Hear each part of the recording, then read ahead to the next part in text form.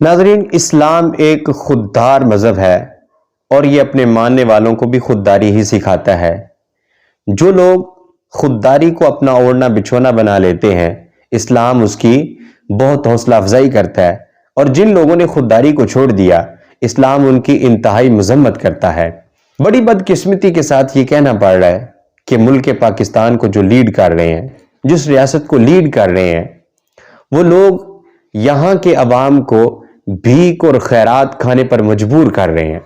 ایسے منصوبے لانچ کرتے ہیں کہ جن منصوبوں کے نتیجے میں عوام ان کی خیرات کھانے پر مجبور نظر آتی ہے۔ کہنے کو یہاں ہر کوئی لیڈر ہے، مگر معذرت کے ساتھ کوئی بھی ایسا لیڈر نظر نہیں آتا جو اپنے عوام کو کم از کم ان کی چار دیواری کے اندر خودداری کا درس دے سکے۔ صحت کارڈ کے نام پر، بے نظیر انکم سپورٹ کے نام پر، احساس پروگرام کے نام پر، سستی روٹی کے نام پر، رمضان پیکجز کے نام پر عوام کو بھیک کھانے پر مجبور کیا جا رہا ہے۔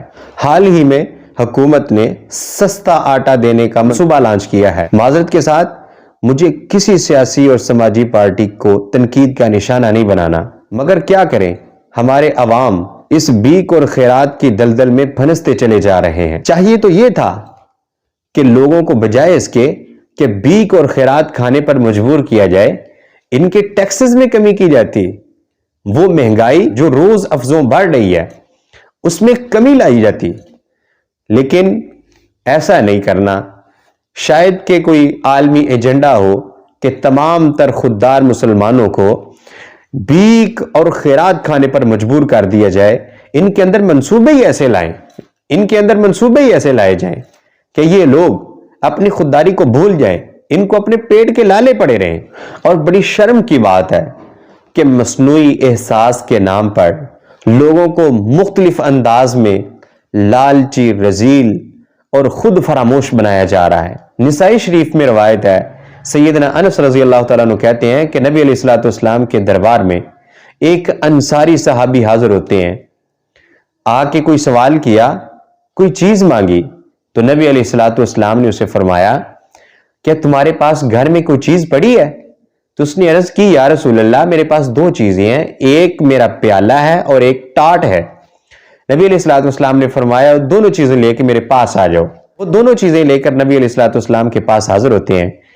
آپ نے ان دونوں چیزوں کو 2 درہم میں بیچ دیا، اور وہ 2 درہم نبی علیہ السلام نے اس صحابی کے حوالے کیے، اور ساتھ فرمایا کہ 1 درہم کا کھانا لے کر اپنے گھر والوں کو کھلاؤ اور 1 درہم کی کلہاڑی لے کر آؤ۔ اس صحابی نے ایسا ہی کیا، کھانا کھلایا اور 1 کلہاڑی لے کر آپ کے دربار میں حاضر ہوئے۔ نبی علیہ السلام نے اپنے دستے مبارک سے اس کلہاڑی میں دستہ ڈالا اور ساتھ میں اسے حکم دیا کہ جاؤ جنگل سے لکڑیاں کاٹ کر لاؤ، اس کے گٹھے بناؤ اور اس کو بیچو، اور بیچ کر پیسے کماؤ، اور میرے پاس 15 دن بعد آنا۔ نبی علیہ السلام کے پاس وہ صحابی 15 دن بعد آتے ہیں۔ تب تک اس صحابی نے 10 درہم کما لیے تھے۔ نبی علیہ السلام کے پاس حاضر ہوئے تو آپ علیہ السلام نے 15 دن بعد اسے فرمایا کہ اے صحابی، تو جو چیزیں مانگنے آیا تھا، یہ تیرے لیے کہیں بہتر ہے کہ تو لکڑیاں کاٹے اور لکڑیاں کاٹ کر بیچے اور بیچ کر اپنا گزارا کرے۔ یہ اس بات سے کہیں بہتر ہے کہ قیامت کے دن تیرے چہرے پر برے نشانات ہوں۔ سامعین، نبی علیہ السلام کی حدیث ہے، جو بھیک کھاتے ہیں، جو بھیک مانگتے ہیں، لوگوں کی خیرات کھاتے ہیں، بلا وجہ مانگے چلے جاتے ہیں، قیامت کے دن ان کے چہروں پر گوشت نہیں ہوگا، اللہ تعالیٰ یہ ان کو سزا دیں گے۔